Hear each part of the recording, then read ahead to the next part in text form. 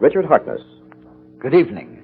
There is growing doubt in Washington this evening whether we have really beaten the Japanese.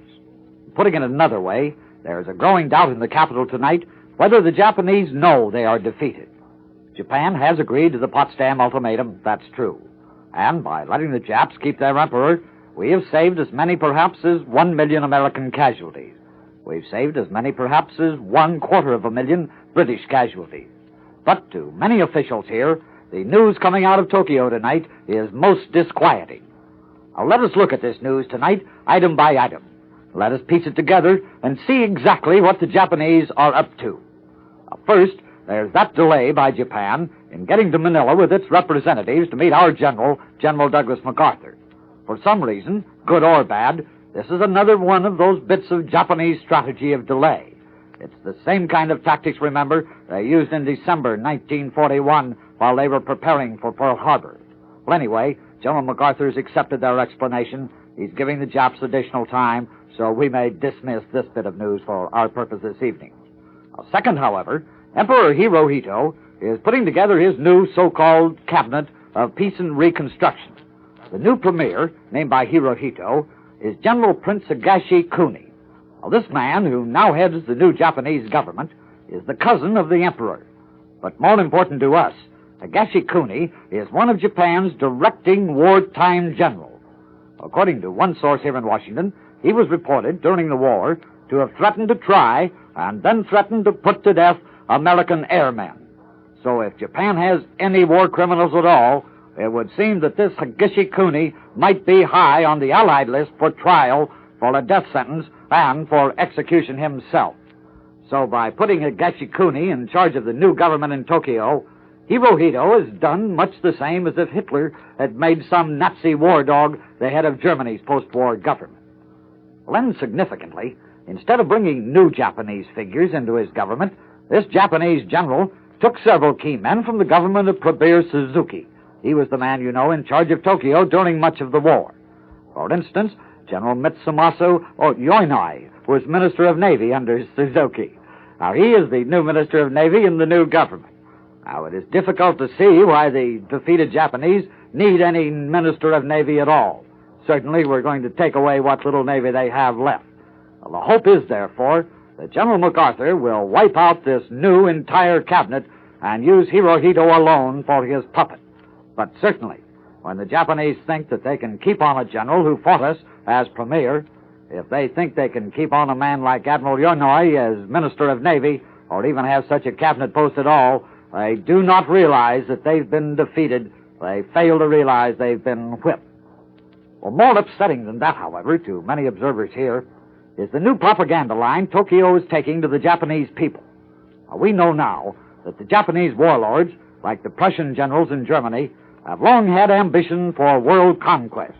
Now, to these Japanese, as to the Germans, one war is only an incident in their long-range plan. Now, with that thought in mind, we find that immediately after Hirohito's decision to surrender, Japanese home propaganda took a new and took a significant turn. Now, first, the resigning Japanese cabinet, the war cabinet, issued a special statement to the Japanese people. The Tokyo warlords said this. They said that we, the cabinet, here repress our tears of grief and dare to request our comrades to seek this revenge. Now, there's no elaboration of that statement. At least none was recorded by our Federal Communications Commission. But after our knowledge of the Japanese, this meaning seems plain. The cabinet, forced out by defeat, was not thinking about surrender. It was not thinking about the reconstruction of a peaceful post-war Japan. It was thinking about revenge. Revenge that can only mean a Japanese victory in World War III. Now, this, ladies and gentlemen, is not our only clue tonight to such thinking in Tokyo. Domei, the official Japanese news service, reports the reaction of the people upon hearing that their emperor had called off the war. Domei says this. It says that practically all were filled with awe at the thought that they had failed in their duty to His Majesty and had caused His Majesty grave concern. So there, in effect, the Domei agency, the mouthpiece of the Japanese government, says that the Japanese people realize now that they lost the war for their emperor, that they had failed him. That certainly carries an implication. It implies that sometime later on, the Japanese people should prepare for another war, and next time that they should not fail their emperor by being defeated. Now, you'll recall, of course, that when we dropped our first atomic bomb on Hiroshima, the Japanese radio, the Japanese press, both attacked us bitterly. We were accused, of all things by the Japanese, we were accused of being barbarians. Well, today, the Japanese press and the Japanese radio changed their tune. The shift came as if by order. From attacking us for the atomic bomb, the Japanese reaction turned to one of respect. Now, here's a direct quotation taken from the Tokyo radio tonight. Rather than accuse those who used the fateful atomic bomb, it will be more Bushido-like, I'll get that phrase, it will be more Bushido-like to give due credit to the scientific superiority of those who were capable of producing such a weapon. The Tokyo radio adds this line. It says that it would be much to our good, that is, much to the Japanese good, if we can accuse ourselves of being so incapable of producing the atomic bomb. The Tokyo radio then leaves this thought with its defeated people. The Japanese must now learn to look into the face of reality. There is reason for victory just as much as there are causes for defeat. The Japanese said that they had failed to gauge their limitations and knew not enough of our adversary. Now, here again, we are at liberty to interpret the Japanese spirit in defeat. The Japanese say now that they accepted our terms laid down at Potsdam because of our atomic bomb. Now, having surrendered, they tell their people that it was their own fault because they did not develop such a weapon with which to smash us. Now, certainly, there is no repentance. There is no feeling of war guilt there. Only the plain determination that next time Japan will come up with some new secret Japanese weapon. So, as we survey the Japanese national feeling at this time, we are allowed to draw two broad conclusions from Washington. The first conclusion is this. First, the Japanese have been able to save, at least for the time being, the political structure of their country built around the emperor. Now, they used this political structure to put in a new cabinet today led by an alleged war criminal. Then the second conclusion. Second, instead of feeling any sense of guilt, they feel they lost the war only because we were the stronger. The implication is the Japanese believe that they have now a breathing spell. They have time in which to build new war strength for themselves. Well, today at the White House, we put this question of Japan's very obvious desire for revenge to President Truman.